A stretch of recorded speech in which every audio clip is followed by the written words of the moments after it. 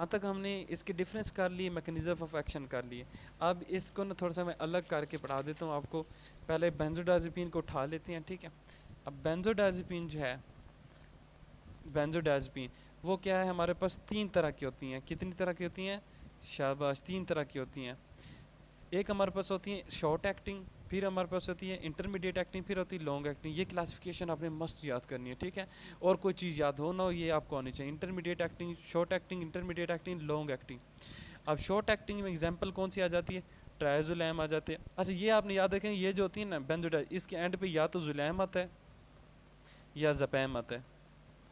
अभी आप देखना, जैसे ट्रायाजोलैम ये आ गया, ऑक्जेजिलैम, ऑक्जेजिलैम आ जाएगा, और मिडाजिलैम।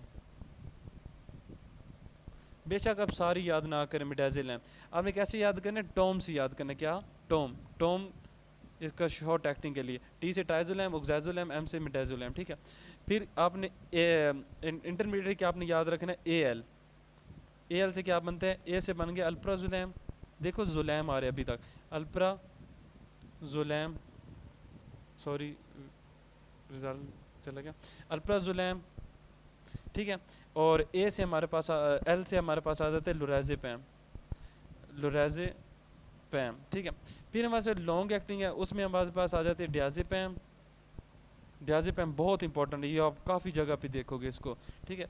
फिर और फ्लोमेज़ेपैम, ठीक है, ये आ जाती हैं। ये हो गया बेंजोडाज़ेपीन, ठीक है। अब बेंजोडाज़ेपीन के इफेक्ट मैं थोड़ा सा आपको बताता हूँ क्या क्या ये इफेक्ट प्रोड्यूस करता है। अगर इसके मैं इफेक्ट की बात करूँ, यार देखो ये क्या करता है, गाबा को बढ़ाता है जो कि इनहिबिटरी है, और ग्लूटामेट जो कि सैटिटी उसको कम करता है। तो ये क्या कर सकता है? ये एमनीजिया काज करता है, जैसे मैंने पीछे बताया लेस कर, लेकिन करता है कौन सा? इंटेरोग्रीड एमनीजिया, इंटेरोग्रेड एमनीजिया काज कर सकता है, ठीक है। इसके अलावा ये सिडेशन काज कर सकता है। देखो है सिडेटिव हाइप्नोटिक, तो सिडेशन और हाइप्नोसिस तो ये करेगा, ठीक है। सिडेशन एंड हाइप्नोटिक ये है। इसके अलावा ये क्या कर सकते हैं? एंटी कन्वर्जन के तौर पर हम इसे यूज़ कर सकते हैं। एंटी कन्वर्जन, कन्वर्जन प्रॉपर्टी है इसकी, एंटी कन्वर्जेंट है। क्यों?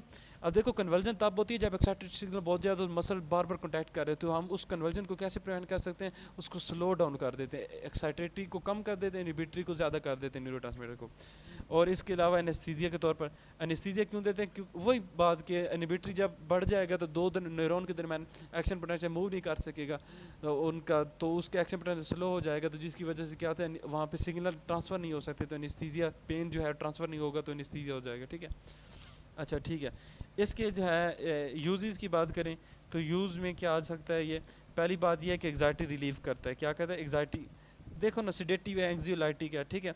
तो हम सिंपल लिख सकते हैं सिडेटिव है एग्जाइटी को ट्रीट करने के लिए, और हाइप्नोटिक है। दो तो ये हो गया।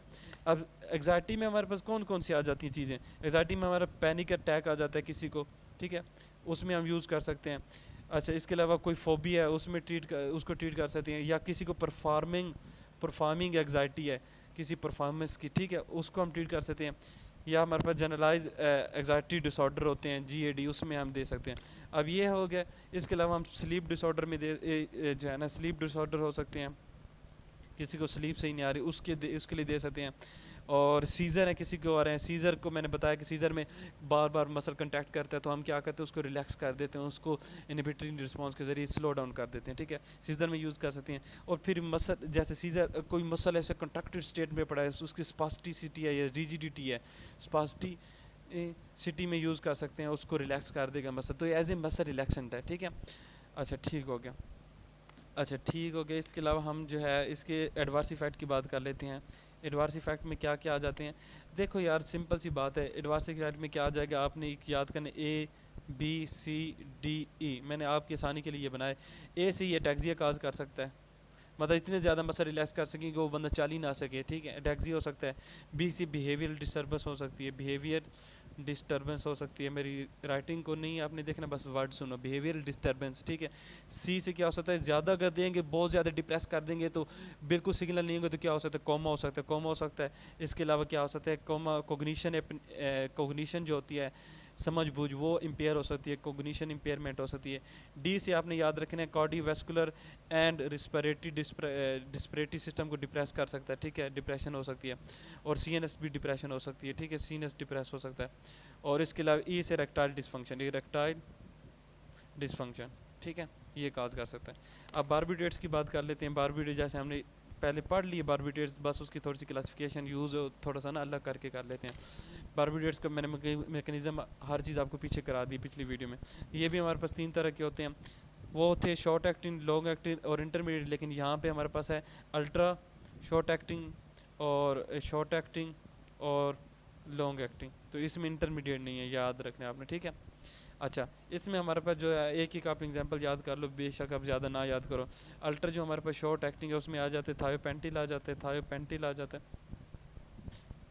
अच्छा, इसमें ज़्यादातर जो है ना एंड में आता है बारबीटल, जैसे यहाँ पे जुलैम और जपैम आ रहा था ना, यहाँ पे बारबीटल एंड पे ज़्यादा आएगा। क्या आ गया? बारबीटल। जैसे अभी मैं बताता हूँ, जैसे इसका सीको बारबीटल और लॉन्ग एक्टिंग में फिनो बारबीटल, फिनो बारबीटल, ये आ गए इसकी क्लासिफिकेशन, ठीक है। ये 2 क्लासिफिकेशन आपको मस्ट आनी चाहिए। फिर हमारे पास जो होती हैं इसके यूजेस पे आ जाते हैं पहले। अब इसके यूजेस क्या है यार? वो यूज़ हैं जैसे उसके यूजेस थे, थोड़ा सा ना इसमें डिफरेंस है कि ये हिप्नोटिक भी है, वो भी थी, ये सिडेटिव भी है, वो भी थी, ठीक है। ये भी है एंटी इसको सीज़र में यूज़ कर सकते हैं, ठीक है, सीज़र में यूज़ कर सकते हैं, एंटी सीज़र है, ठीक है, एंटी सीज़र है। और वो भी थी एंटी सीज़र, लेकिन वो मसल रिलैक्सन थी, ये मसल रिलैक्सन नहीं है, ये एक डिफरेंस है, ठीक है, ये आपने याद रखें। इससे एनेस्थीसिया में भी यूज़ होती है, एंटी कन्वर्जन में भी यूज़ कर सकते हैं। तो ये सारी प्रॉपर्टीज़ इसके पास होती हैं। अब इसके एडवर्स इफेक्ट की बात करते हैं। अच्छा, इसमें ना इसके यूजेस और एडवर्स इफेक्ट ऑलमोस्ट सेम है, थोड़ी सी इसमें ज़्यादा शिद्दत पाई जाती है। जैसे वहाँ पे अमनीजिया था, यहाँ पे ज़्यादा अमनीजिया हो सकता है, तो अमनीजिया हो सकता है, ठीक है। और इसके अलावा dependence tolerance and addiction, dependence tolerance और एडिक्शन इसमें ज़्यादा होती है, ये आपने याद रखना। और ये टेरेटोजेनिक है, टेरेटोजेनिक है, ये जो है ना प्लासेंटा को क्रॉस कर सकती है और बेबी को वहाँ पे नुकसान पहुँचा सकती है, टेरेटोजेनिक है। इसके अलावा ये क्या कर सकती है, इसके आपने याद रखना है कि ये मैंने पहले भी आपको बताया, ये अक्यूट इंटरमिटेंट पोरफायरिया काज करती है। क्यों? क्योंकि ये एंजाइम रिडक्शन काज करती है, ठीक है, पोरफायरिया काज करती है। और इसी तरह respiratory and CVS cardiovascular depression cause करती है, ठीक है। अब ये सारी चीज़ें हमने 2 ड्रग्स जो है ना उस पर काफ़ी टाइम लगाया, क्योंकि ये हमने बार बार यूज़ करनी थी, इसलिए मैंने इस पर काफ़ी टाइम लगाया। अब हमारे पास कुछ और ड्रग्स हैं जो कि हम यूज़ करते हैं, उसमें हमारे पास 3 ड्रग्स आ जाती है। एक हमारे पास आती है बुस्पाइरोन।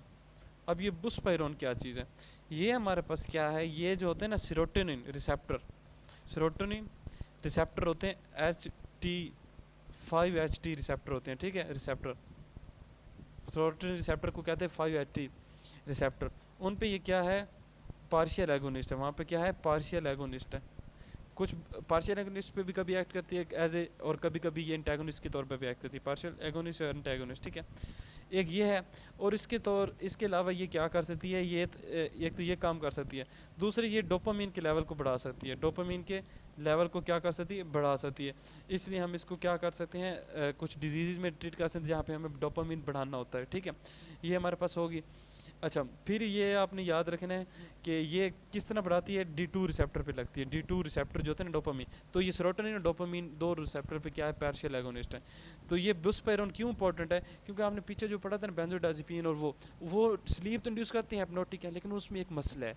मसला क्या है कि उनकी जो स्लीप होती है ना, वो स्लीप तो बढ़ा देती है उसको ड्यूरेशन को, बंदा सोता तो ज़्यादा है लेकिन प्रोडक्टिव स्लीप नहीं होती, ठीक है, मतलब बंदा इरिटेट होता है, उसके जो स्लीप पैटर्न है ना वो चेंज हो जाते हैं। तो बुस्पाइरोन उस लिहाज से ज़्यादा इंपॉर्टेंट है, ये जो है ना स्लीप में ज़्यादा इंपॉर्टेंट है। दूसरी इसमें टॉलरेंस, डिपेंडेंस और एडिक्शन, जैसे उन दोनों में थोड़ी थोड़ी और, बेंजोडाइज में थोड़ी थी लेकिन बारबीटरेट में ज़्यादा थी, इनमें ये चीज़ नहीं होती डिपेंडेंट हो, तो इसलिए हम ये ज़्यादा यूज़ करते हैं स्लीप के लिए, ठीक है। फिर हमारे पास होती हैं जी ड्रग। क्या होती हैं? जी ड्रग क्या होती हैं? जैसे मैंने पहले आपको बताया था क्लासिफिकेशन में, बिल्कुल चैप्टर के स्टार्ट में, कि बेंजोडाइजेपिन भी पढ़ लिया, बारबीट्रेट भी पढ़ लिया, बस्पिरोन भी पढ़ लिया। ये जो बेंजोडाइजेपिन लाइक है ना, ये है, इसे हम जी ड्रग कहते हैं, ये बेंजोडाइजेपिन लाइक हैं, ठीक है। अच्छा, ये जी ड्रग कौन कौन सी हमारे पास? ये हमारे पास जोलिप्लोन है, और ज़ोल्पीडेम है।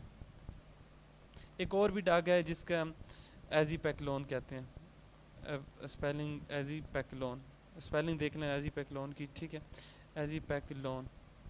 ये जो ड्रग्स है ना, ये हमारे पास ज़्यादा इंपॉर्टेंट है। क्यों? क्योंकि ना तो ये टॉलरेंस करती हैं, ना ये डिपेंडेंस का काज करती हैं, और ना ही ये एडिक्शन काज करती हैं। और जो स्लीप पैटर्न है, पैटर्न ऑफ स्लीप को उसको अल्टरनेट भी नहीं करती।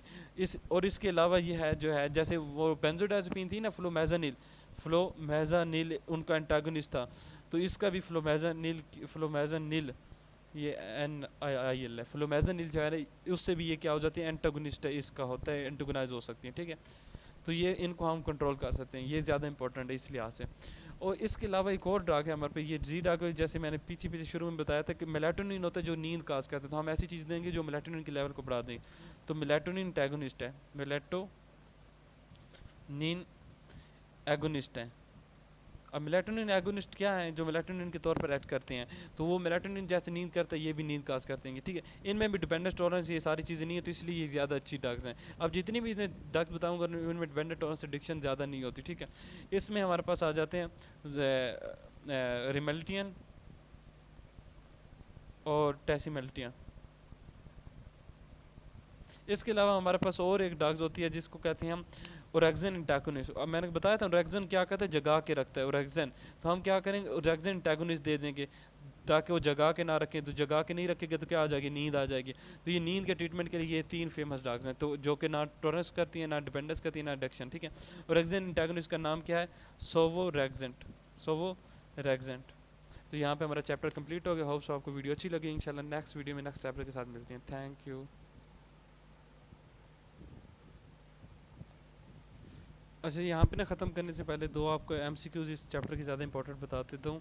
पहले ये मैं आपको बता देता हूँ कि जो है ना हमारे पास, जैसे मैंने आपको बताया था पीछे डाज़ेपम जब पढ़ा रहा था कि वो जो है ना अक्यूट पैनिक अटैक में हम इस्तेमाल करते हैं, मतलब एग्जाइटी में। तो आपने याद रखें हैं कि अल्प्राज़ोलैम और क्लोनाज़ेपम ये दो हैं जो फेमस है अक्यूट पैनिक अटैक में। ये वाइवा में भी पूछ सकते हैं और MCQs में भी, कौन से अक्यूट पैनिक अटैक में यूज़ करते हैं, ये दो। फिर ये होती है इन सब का मेटाबॉलिज्म, जितनी भी बेंजोडाज़ेपीन है वो होते हैं लिवर के अंदर।